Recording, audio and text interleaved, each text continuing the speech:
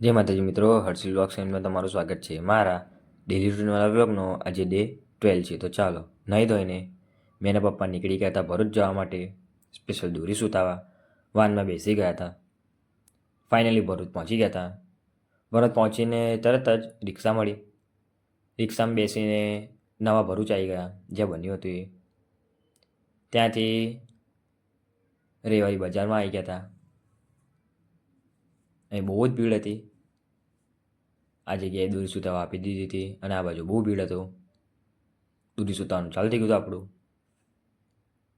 ત્યાંથી ચાલીને ભરૂચના યુનિક પતંગ કલેક્શનમાં આવી ગયા હતા અમે.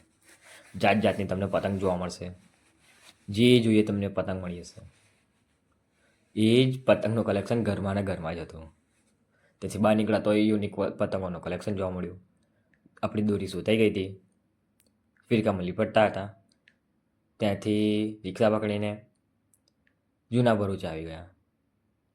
ત્યાંથી સિંગને ચીકી લેવાની હતી.